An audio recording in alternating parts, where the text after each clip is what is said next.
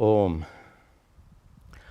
Om Sahana Vavatu Sahano Bhunaktu Sahaviryan Karavavahai Tejasvinavadhitamastu ma vidvishavahai. Om Shanti Shanti Shanti. Narayanam Namaskritya Naram Chaiva Narottamam Devim Saraswatam Chaiva Tato Jayamudirayet. Om. Welcome to our webcast as we continue our study of Vedantic teachings of the Mahabharata. As I mentioned in a prior class, we've come to the very end of the Mahabharata in the Masala Parva. Let me set the context for today's class. The Masala Parva takes place 36 years after the war, and many terrible things have just taken place. Due to the curse of Gandhari, the wife of Dhritarashtra, and due to further curse of some brahmanas who were insulted in Dwaraka. Dwaraka is the Sri Krishna's kingdom, where the Yadavas, the clan of Sri Krishna, live. Due to those curses, the Yadavas started I guess in modern terms we'd call it a civil war. They started fighting each other, and they fought using iron clubs called Masala. That's where the name of the Parva comes from. And in this civil war, they basically slaughtered one another. Sri Krishna also died shortly thereafter due to Gandhari's curse. And the women who, the story goes, Dwaraka itself sank into the sea. So a very dramatic end of a glorious era with the with Sri Krishna's death and the Dwaraka being submerged into the ocean. And then the women of Dwaraka survived the fight with the iron clubs. Arjuna went to rescue them. And as Arjuna was leading all these ladies back to Hastinapura, he was attacked by some thieves. His powerful weapons failed him at that time. The women were kidnapped, and Arjuna is extraordinarily depressed. The loss of his dear friend Krishna, his failure to protect these ladies, and in this condition, Arjuna he goes to the ashram of Vyasa. And that's where we ended our last class, where Arjuna said, Punaha Punaha, again and again, Namrishyami, I cannot forgive Vinasham Amita Aujasam, the slaughter of all those great warriors of Dwaraka.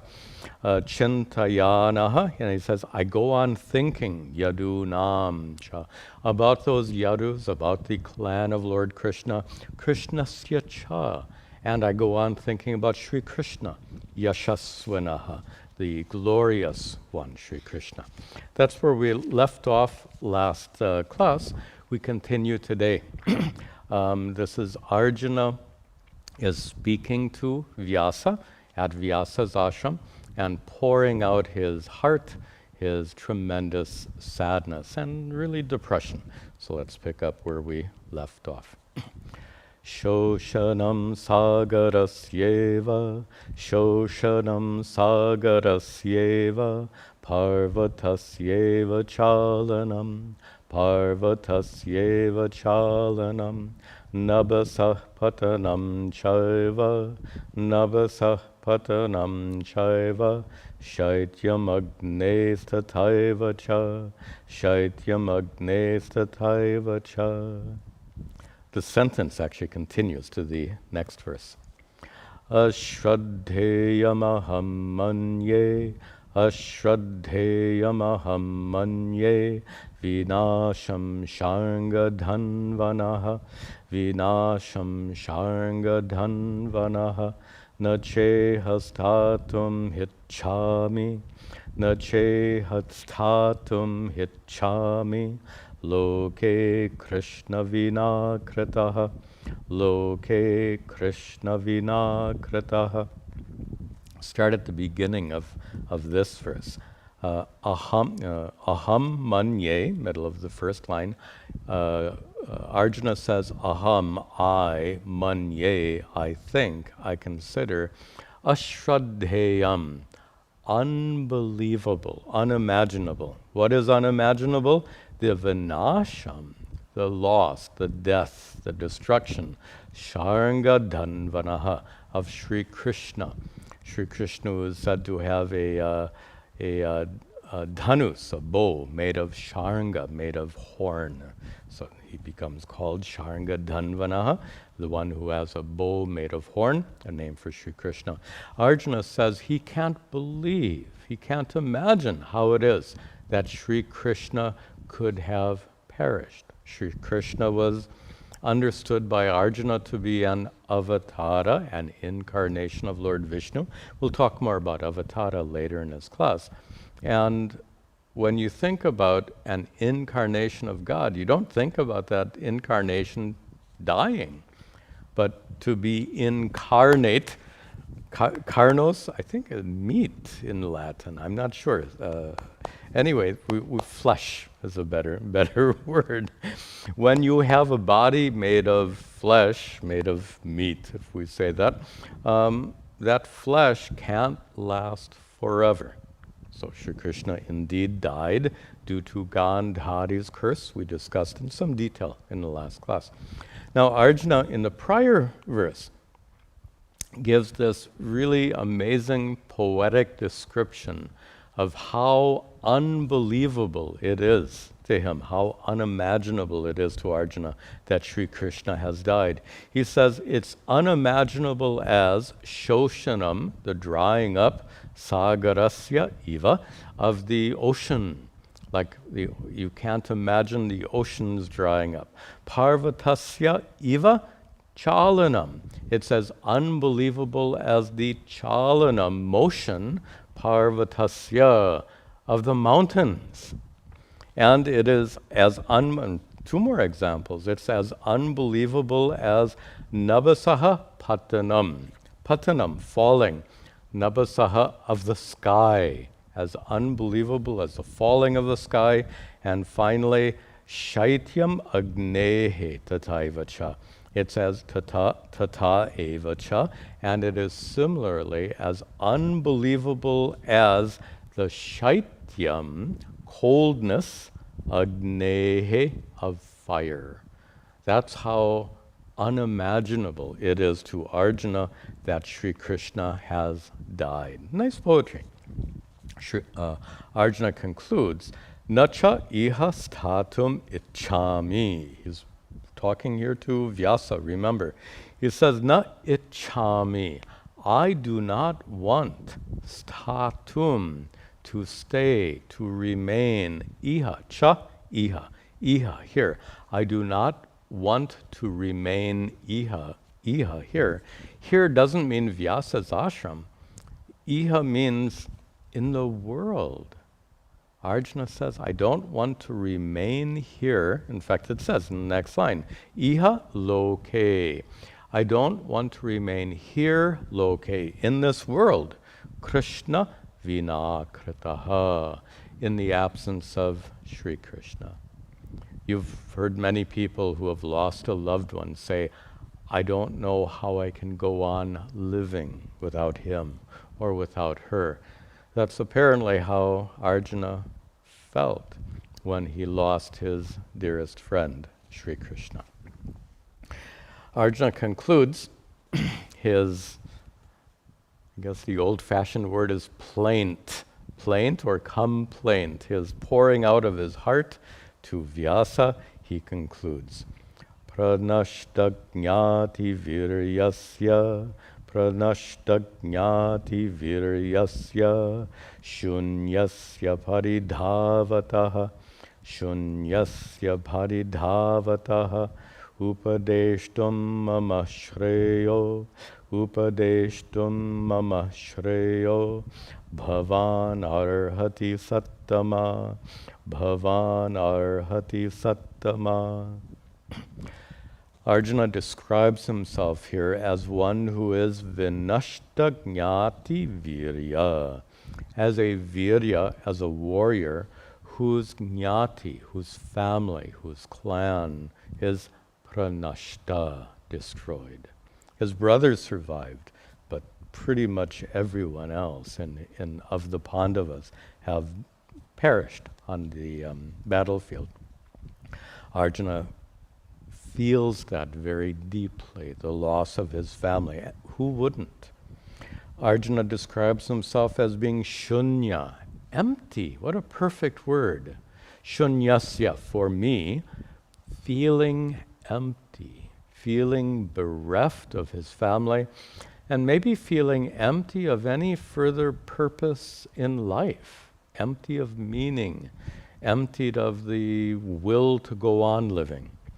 And he also describes himself as paridhavataha, as one who is wandering aimlessly. Pari, wandering aimlessly, without purpose, without a sense of meaning, having been deprived of his entire family. In the third line, mama, he says to Vyasa, for me, mama shreyaha. What is shreyas, best? Mama shreyaha, what is best for me? That which is best for me, bhavan, you, Vyasa, arhati, you should, upadeshtum, you should teach me. You should teach me what is best. He addresses Vyasa, Sattama, O saintly one, I find no meaning or purpose in life. I feel bereft of my family. I'm wandering aimlessly. Please tell me what is best for me. When he says, tell me what is best for me, some of you will remember Arjuna asking a very similar question to Lord Krishna at the beginning of the second chapter, when he again pours out his heart and says, please tell me what is best. Please tell me, Shadhimam Twam Prapannam, I am your student. Please teach me. You can look it up. It's verse 7 in chapter 2. Then, Vyasa replies, Vyasa uvacha, Brahma shapa vinirdagdha, Brahma shapa vinirdagdha, Vrishnyandaka maharataha, Vrishnyandaka maharataha, Vinashta kuru shardula, Vinashta kuru shardula, Natan shochitam arhasi, Natan shochitam arhasi. Start in the second line. Vrish, breaking the words apart. Vrishni andaka maharataha. Maharata is, I guess, the old-fashioned word for general. The main warriors of the Vrishni clan and the Andaka clan. Vrishni clan is Yadava, Sri Krishna's clan. Andaka is a related clan. I don't remember the connection. So the Vrishni Maharataha, the great warriors of the Vrishni clan and the great warriors of the Andaka clan, in the third line, they are all vinashtaha. They have all perished. Kuru Shardula, Vyasa addresses Arjuna as the lion of the Kuru lineage. Nice. So, O lion of the Kurus, all of these great warriors of the Yadavas and Andakas, they have all been vinashtaha, they've all been destroyed, they've all perished. Why? In the first line, Brahma Shapa Vinirdagdhaha. They have been Vinirdagdhaha, literally burnt, but excuse me, in context, they have been destroyed by the Shapa, the curse of the Brahma, of the Brahmanas. I described all that in a prior class. Complicated story. First was Gandhari's curse, that the Yadavas should perish, and then came the Brahmanas' curse, also that the Yadavas should all perish. So they have all, Vyasa here begins by acknowledging Arjuna's loss. Just a side comment here. What a shame it is. You wouldn't do this, but if somebody has a great loss, if they're told, oh, it's okay, you'll get over it. What a terrible thing to say, you'll get over it. What if somebody is suffering a loss, the first and most important thing we should do is acknowledge that loss and empathize with the person who has suffered that loss. Certainly that's what Vyasa is doing in the first part of this verse here. And then comes the spiritual instruction. This is Vyasa. Vyasa is not going to make light of the situation, but at the same time, Vyasa is going to give Arjuna some proper spiritual instruction, which he begins here. He says, Tan, for those warriors who have perished, na shochitam arhasi. Na arhasi, you should not shochitam, you should not grieve for those warriors who have lost. This may also sound familiar to those of you who have studied Bhagavad Gita, chapter 2 again, where Sri Krishna begins his instruction to Arjuna, Shochyan anvashochaha tvam. Almost the same language here, that O Arjuna, you are grieving for those who deserve no grief. And here Vyasa gives a very similar message to Arjuna. You need not grieve for them. Why? Now remember, Vyasa is a great sage. Arjuna has already been well instructed by Sri Krishna, the best of teachers.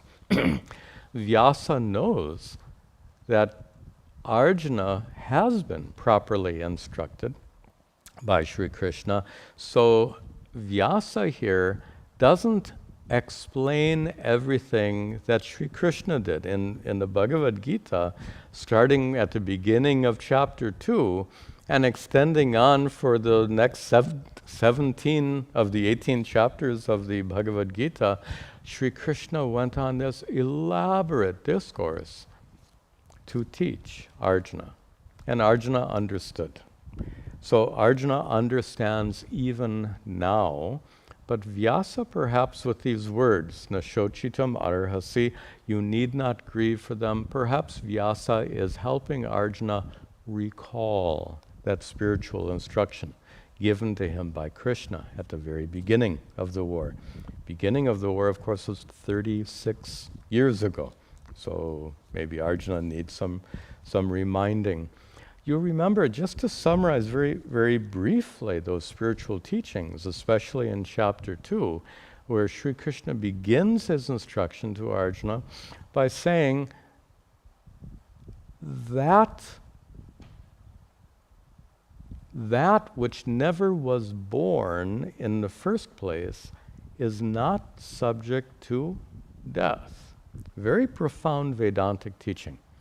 And that means Sri Krishna was teaching Arjuna that what perishes on the battlefield is this body of flesh. But the true self, Atma, Satchidananda Atma, that unborn, uncreated, unchanging, limitless consciousness, which is the essence of you, of me, of every living being, that conscious essence doesn't perish on the battlefield. And doesn't perish because only that which is born is subject to death. Atma, that consciousness, is eternal. It existed before the body was born. It exists in the body during its lifetime. And when the body falls on the battlefield, in this case, that consciousness continues to exist unchanging. So Sri Krishna's first instruction to Arjuna was, you need not grieve for all these beloved ones, because the essence of who they are lives on unchanged. Certainly that's an important message for us all, because we've all lost loved ones and will probably lose further loved ones, sadly. But this message is so important to know that what we lose is the container. That body of flesh is a container. But inside that body of flesh is that conscious being. And that conscious being lives on at death. Sri Krishna went on in chapter 2, and maybe important to bring it in here. He gave a second reason that you need not grieve for those who have lost their lives, because if you speak not with regard to Satchidananda Atma consciousness, but if you speak with regard to their personalities. So Arjuna was afraid on the battlefield of losing his dear granduncle Bhishma and his great teacher Drona and Kripa and all these other great people. Arjuna didn't want them to die, and his attention perhaps was less on Satchidananda Atma and more on their personalities. Arjuna was grieving in advance, so to speak. Anticipatory grieving, psychologists call it. So he was extremely sad, contemplating the loss of Bhishma's personality, Drona's personality. Personality, as you know, is connected with the sukshma sharira, the subtle body, the life force and intelligence that abides in a physical body and gives it life. So we distinguish between a stula sharira, a physical body made of physical elements. We distinguish it from a sukshma sharira, a subtle body made of subtle elements. And it's that sukshma sharira that is said to travel from one body to the next. The sukshma sharira reincarnates. At death, the stula sharira ends up as ashes.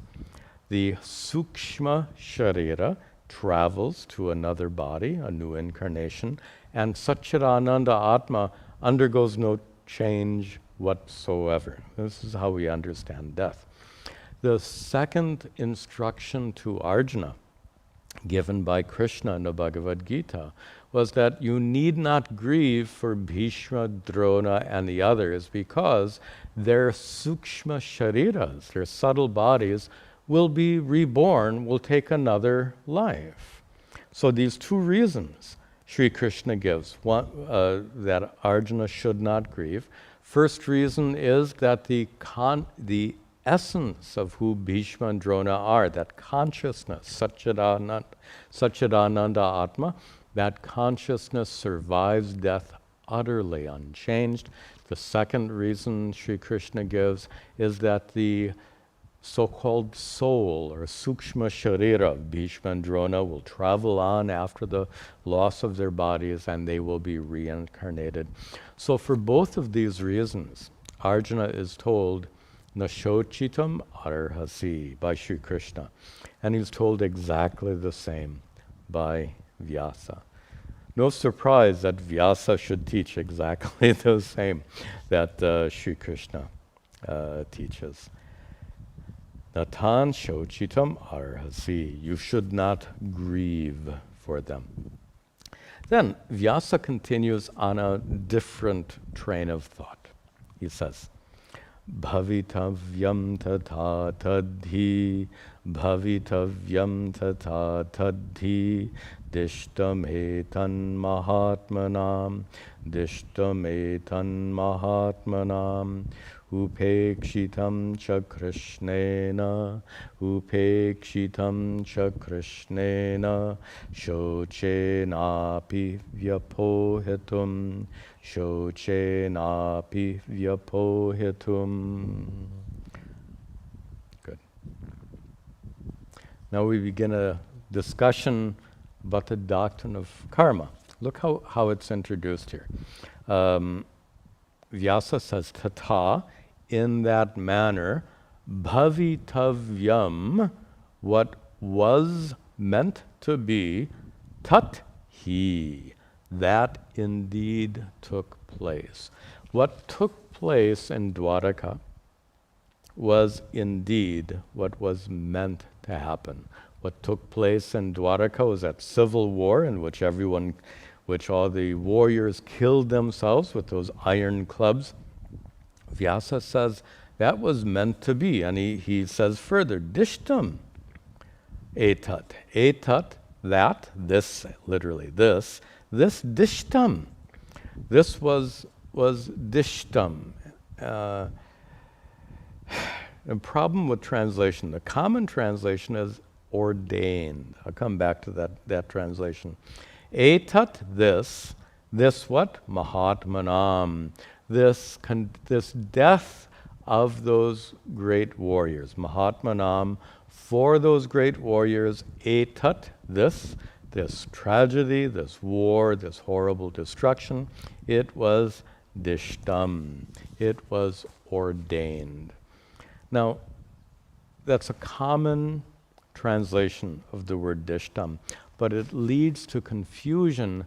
And confusion we've actually discussed at several times during our 5-year-long study of the Mahabharata.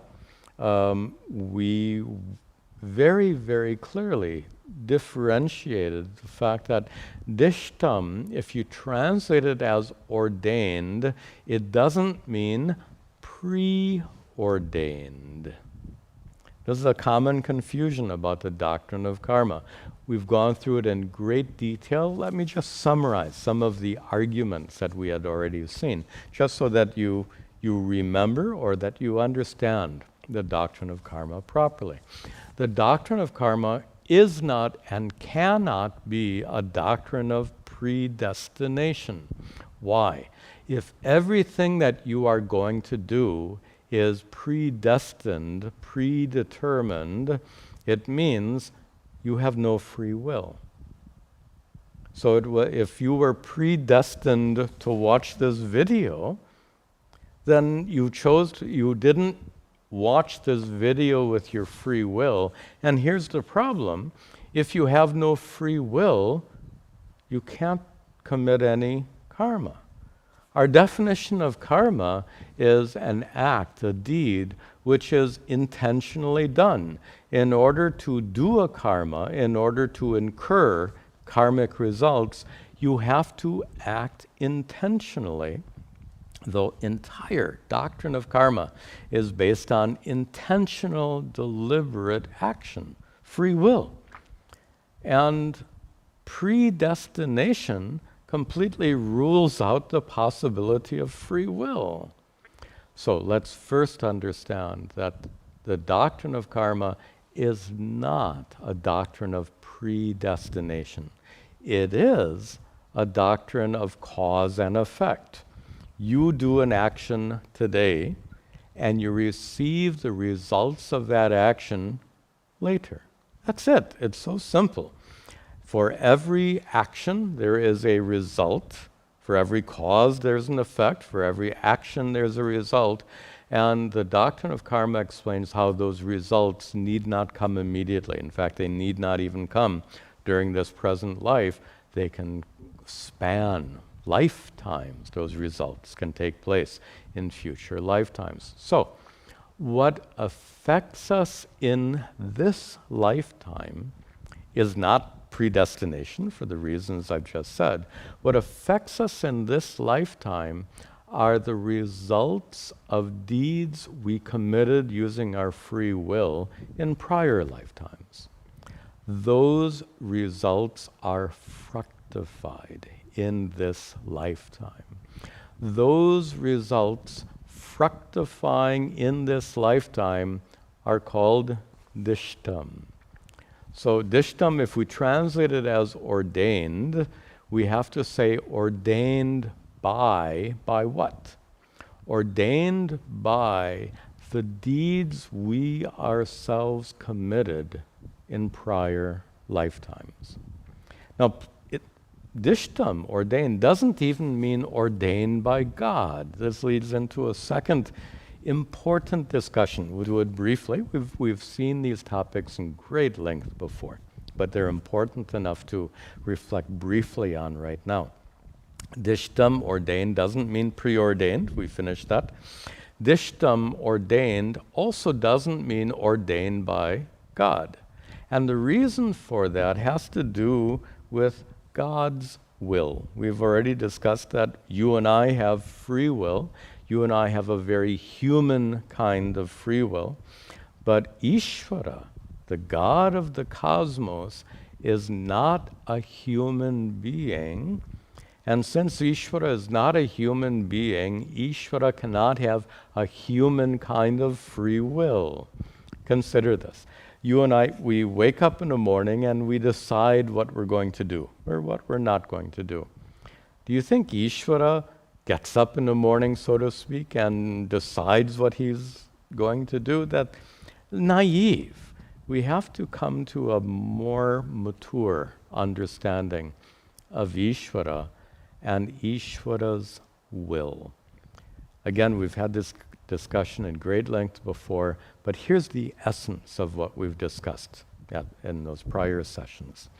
And that is, Ishvara's free will is manifest as the laws of nature. Ishvara's will, Ishvara's intelligence is manifest as the laws of nature, which means we can say, and say not metaphorically, but say truthfully, it is Ishvara's will that objects fall down.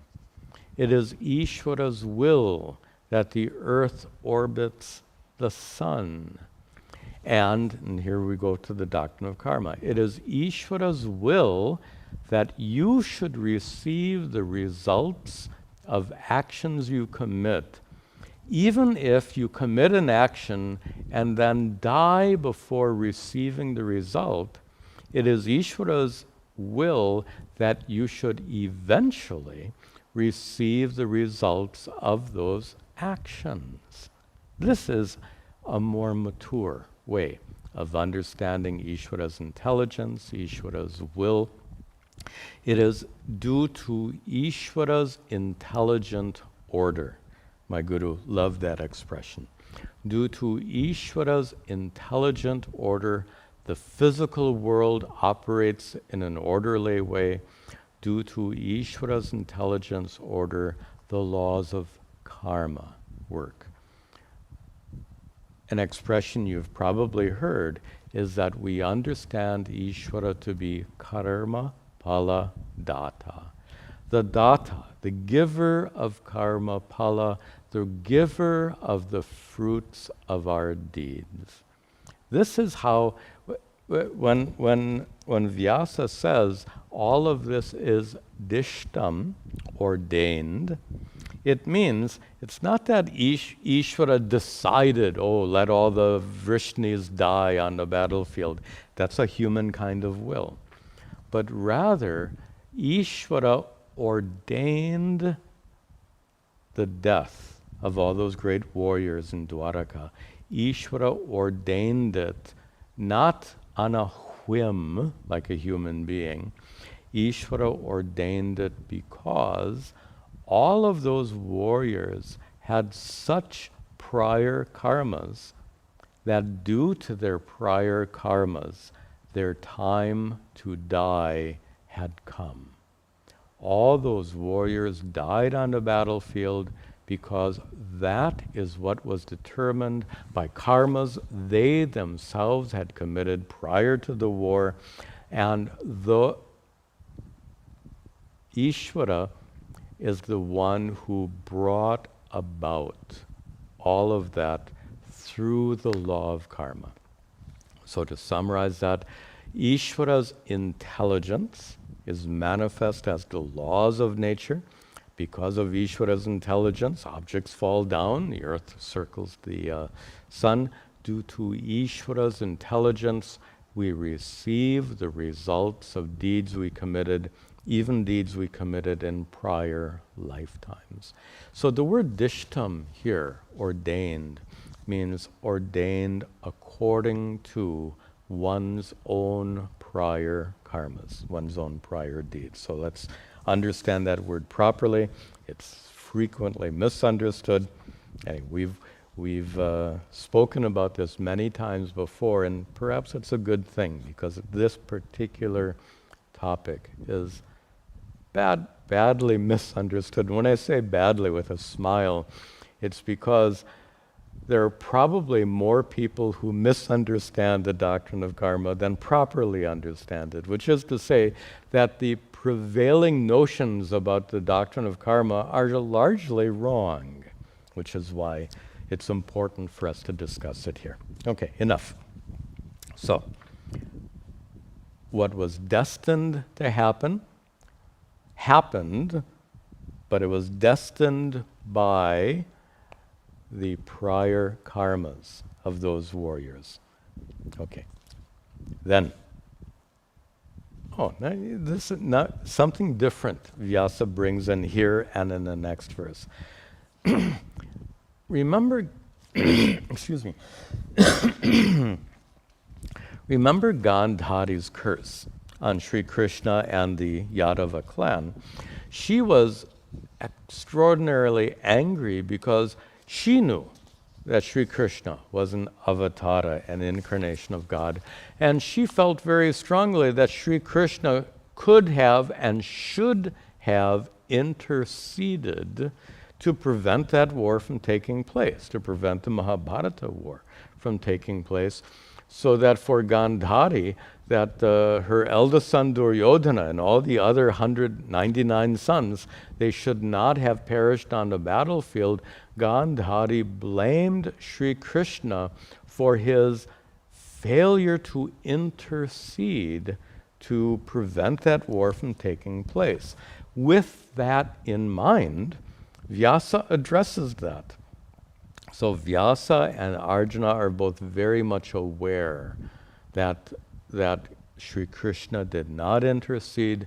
They're also very much aware that Gandhari made this curse, which led to the death of Sri Krishna and the death of all the Yadavas. With that in mind, Vyasa says, Upekshitam cha Krishnena. Upekshitam, literally ignored. Better translated here as allowed.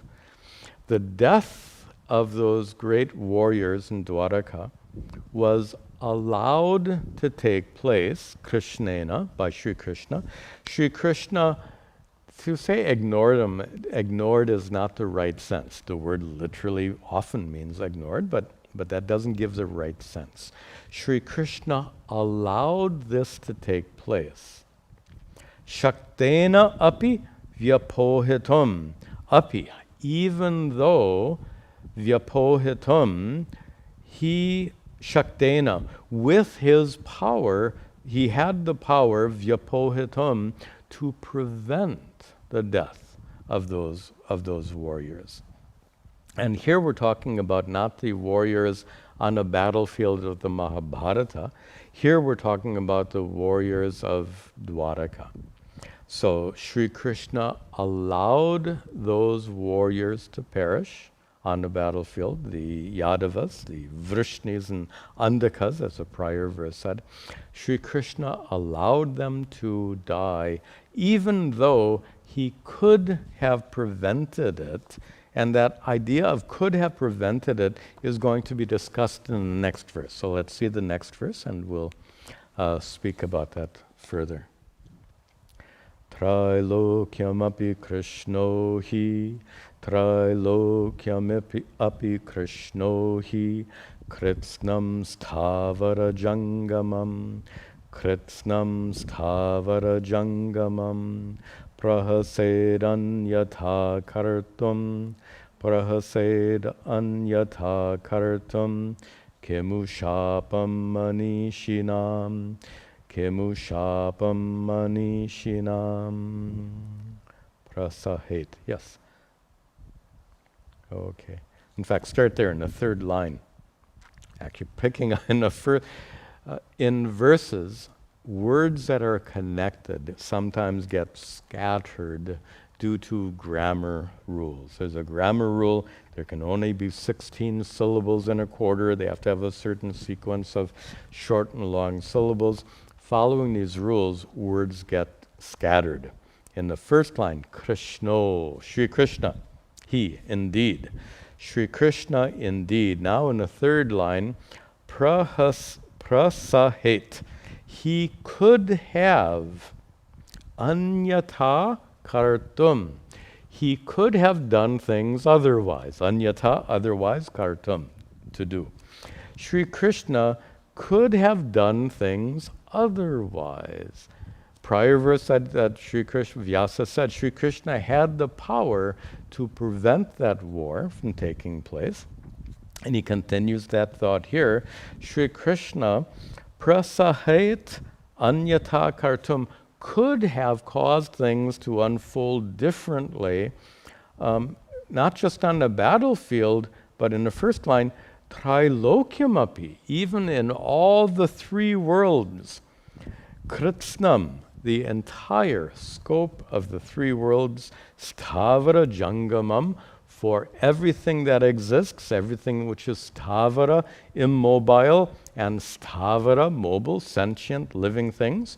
For all living and non-living things, Sri Krishna has the power to cause everything to behave differently. He has the power. Then why doesn't he change things? Why doesn't he intervene? This was Gandhari's complaint. Sri Krishna didn't intervene to prevent that war. And here again in Dwaraka, Sri Krishna didn't intervene to prevent that slaughter. Why? Here's something that is frequently misunderstood, seldom understood. Look at this. We established before that Sri Krishna's intelligence governs the cosmos. That intelligence makes objects fall down. That intelligence makes the earth orbit the sun. And that intelligence, loosely speaking, we call God's will. We differentiated God's will from human will before. Your will and my will is fickle, shall we say. We can change our minds. You can choose to do something, you can choose not to do something, and you can choose to do things differently, or choose to do it not at all. Imagine if God's will were fickle. If God's will were fickle, an object dropped might fall down, might fall up, might fall sideways, might fall backwards, might go in any direction if God's will were fickle. You can imagine the chaos in the universe if God's will were fickle. Fortunately, God's will is not like your will and my will. God's will is not fickle. God's will creates this stable, universal order. The laws of nature, the laws of karma, which gives stability to the cosmos. Otherwise, the cosmos would be sheer chaos. So, Ishvara's will is employed to ensure that the universe functions in an orderly fashion. And in this case, orderly fashion means the results of karmas committed by those warriors in past lives, those results should have fructified at that time in Dwaraka, leading to their deaths. So, Vyasa says here that Sri Krishna has the power to make the entire universe run. And Sri Krishna is not going to, pardon my American English, he's not going to mess with it. He's not going to be fickle like you and I and change his mind. He creates this incredibly intelligent order, and he allows it to continue functioning properly without interfering with that perfect order that he's established. But Vyasa's point here is, don't think that Sri Krishna is weak as a result. He says that he can control the entire world. Last line, Kimu Shapam Manishinam. What to speak of Kimu? What to speak of Shapam, this curse, Manishinam, pronounced by some men, these Brahmanas. Remember, in addition to Gandhari's curse, was the curse of these Brahmanas, which caused the destruction of all the Yadavas. So Vyasa's point here is the fact that Sri Krishna does not intervene in our lives doesn't mean he's not powerful. So Sri Krishna allows the world to continue according to this perfect, intelligent order he's created. Now, be careful. Don't make this misunderstanding. When I said Sri Krishna doesn't intervene, let's talk about that for just a moment, and we'll see it. We'll see just one more verse. When we say Sri Krishna doesn't intervene, when I say Sri Krishna doesn't intervene, that may suggest to you that if you pray, "Oh God, help me, please help me," that Sri Krishna is just going to ignore you because he doesn't intervene. That's not the case at all. Again, we need a more mature understanding of Ishvara and Ishvara's intelligence and Ishvara's will.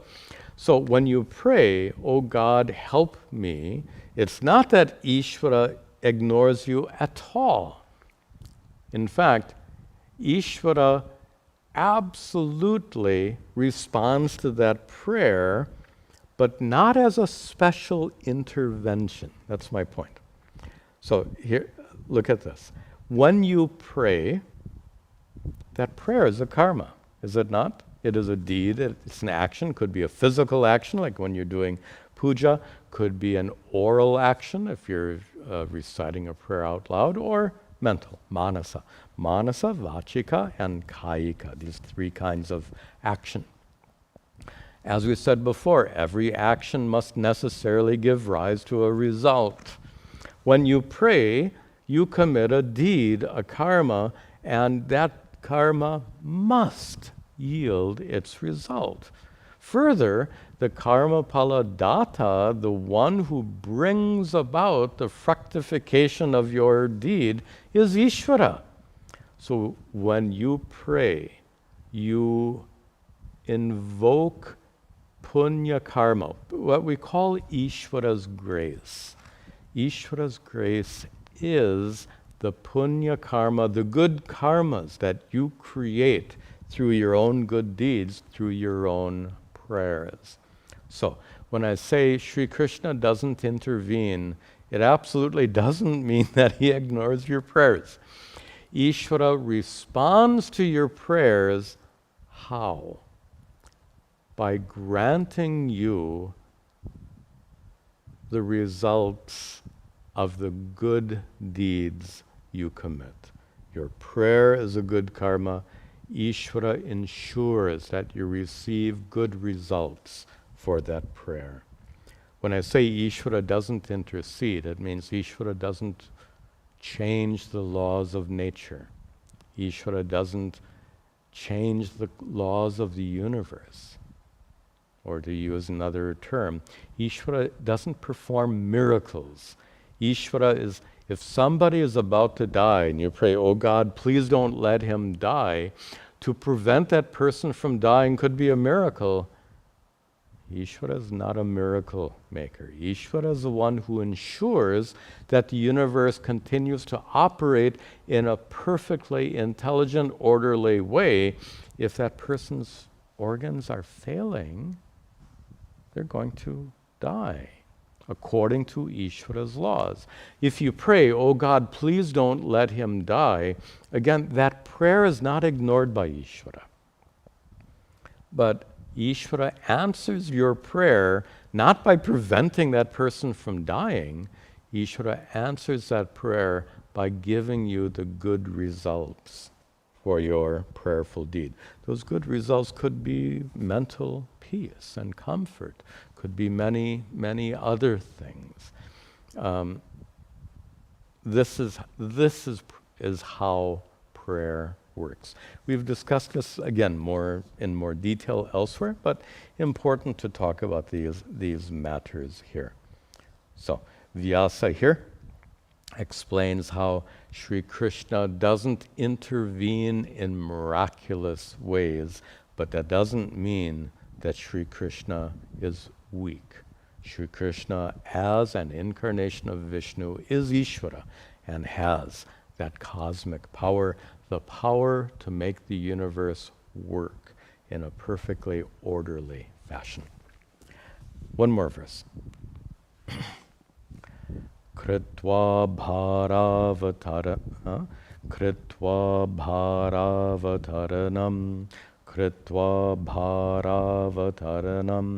Prithivya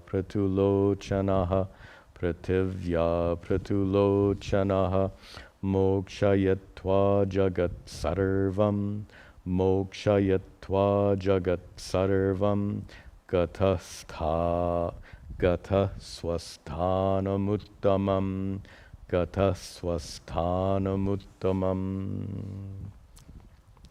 Kritva Bhara Avataranam.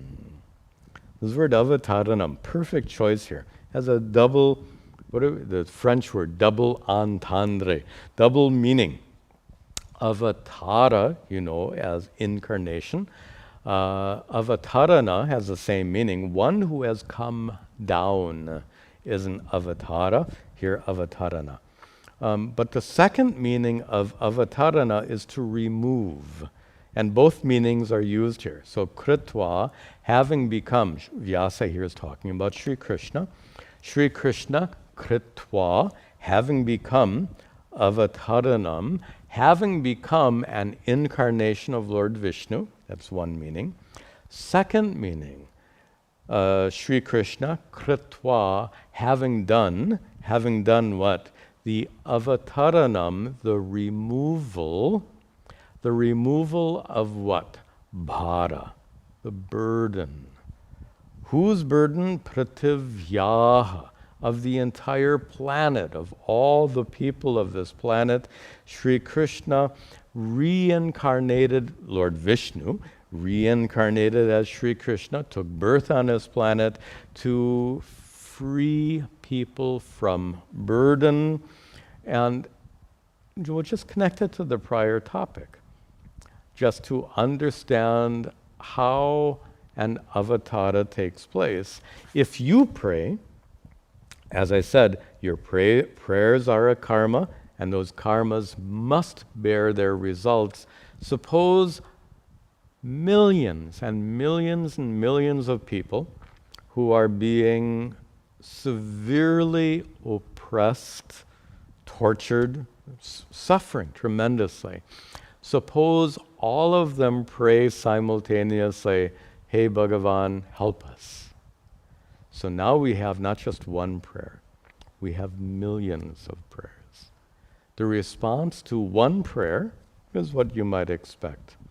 The response to millions of prayers could be an incarnation of God. This is how we understand avatara.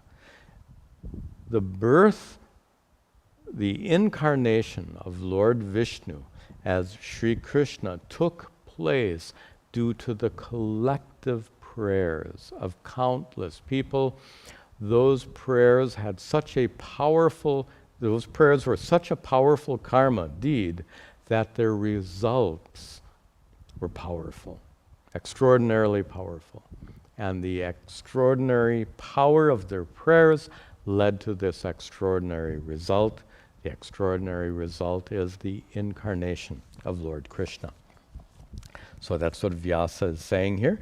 So Sri Krishna kritva bhara avataranam.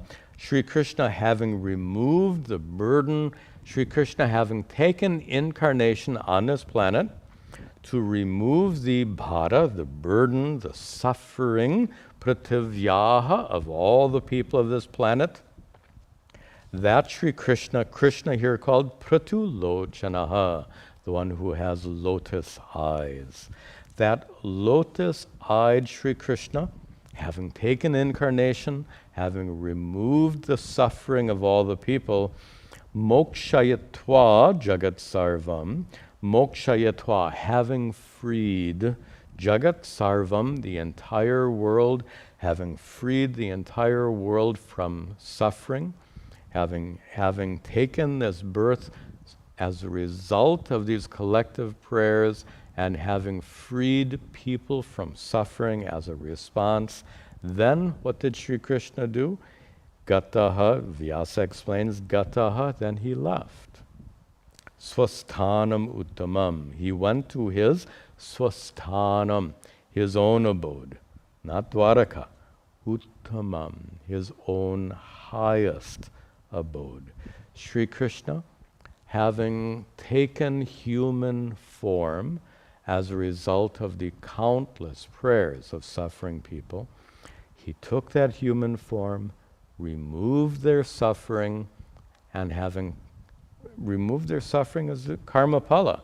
So having brought about the fructification of their prayerful deeds, his work is done.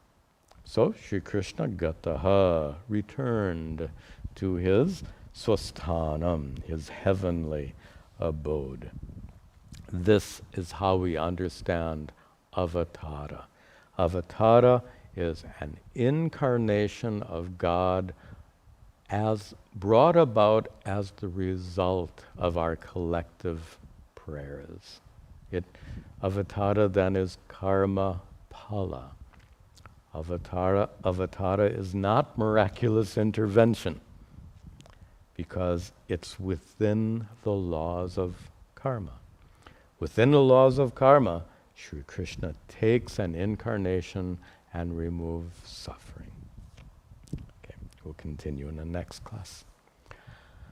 Om sarve bhavantu sukhinaha sarve santu niramayaha sarve bhadrani pashyantu ma kaschid dukkha bhag bhaveta asato ma sadgamaya tamaso ma jyotirgamaya mrityor ma amritangamaya. Om Shanti Shanti Shanti. Om Tat Sat.